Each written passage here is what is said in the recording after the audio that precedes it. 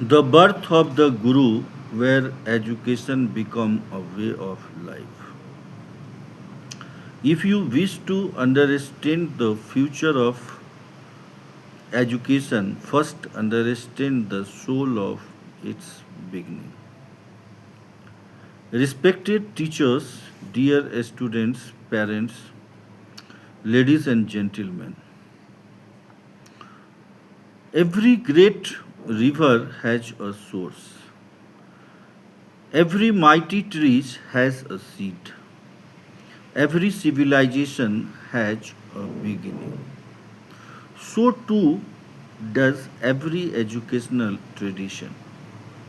To understand where teachers are going, we must first understood where teachers come from. Our journey begins not only in a magnificent university, not inside an air conditioned classroom, not in an examination hall. It begins beneath the open sky in the forests of ancient India. When education was life itself. Thousands of years ago, education was not a separate institution, it was life itself. The Gurukul was not merely a school, it was a living community. There were no school bells, no report cards, no annual examinations, no coaching centers, no rankings, no certificates. Yet, some of the greatest minds in human history emerged from this system. Why? Because education was never reduced to the accumulation of information. It was the cultivation of the whole person. The purpose was not simply to produce scholars, it was to produce wise human beings. Who was a guru?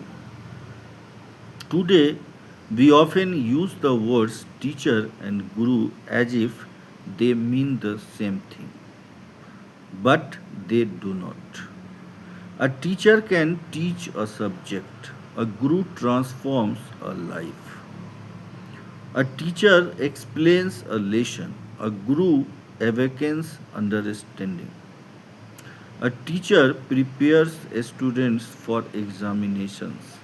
A guru prepares them for existence. A teacher may occupy a classroom. A guru occupies the conscience of civilization. This is why Indian culture placed the guru immediately after one's parents. The guru was not worshipped because of authority, he was respected because of responsibility. His greatest wealth was not land, it was knowledge. His greatest power was not position, it was character. My dear, the relationship between Guru and Shishya was unlike any ordinary educational arrangement. It was built upon four timeless pillars. The first pillar of this is the trust. The student trusted that the Guru would never misuse knowledge. The Guru trusted that the student could sincerely pursue truth. The second pillar is discipline. Discipline was not punishment, it was self mastery. Students learn to control their desires before attempting to control the world. The third one is service. Students served their gurus not because the guru demanded obedience, but because service cultivated humility. Humility opened the door to learning. And the fourth pillar is transformation. Education was complete only when the student became capable of contributing to society. Knowledge without service was considered incomplete. Learning without character was regarded as dangerous. Education beyond books. Imagine a typical day in a Gurukul. The day began before sunrise. Students offered prayers not merely as rituals but as reminders of gratitude. They cleaned their surroundings, collected firewood, fetched water, prepared meals, worked together. Only then formal learning began. Mathematics was learned, astronomy was observed, grammar was mastered, philosophy was debated, music was practiced, medicine was studied, archery was perfected, agriculture was understood, nature itself became the greatest laboratory. The river taught continuity, the mountain taught stability, the seasons taught change or dynamicity, animals taught observation, silence taught reflection. Every experience became a lesson, every activity became education. Character before career. Modern society often asks, what career will this education provide? Ancient education asked first, what character will this education produce? A brilliant mind without integrity was considered incomplete.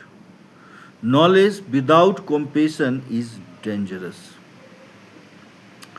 Power without wisdom was destructive. The Gurukul therefore trained the intellect, but it also trained the heart.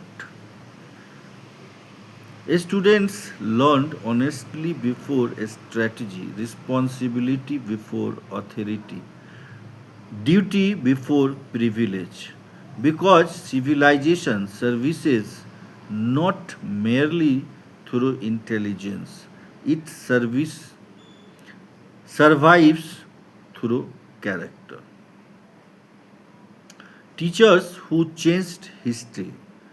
History remembers many great kings, but behind almost every great king stood an extraordinary teacher. Without Guru Vasistha and Vishwamitra, the story of Lord Rama would be incomplete. Without Dronacharya, the Mahabharata would be unimaginable. Without Chanakya,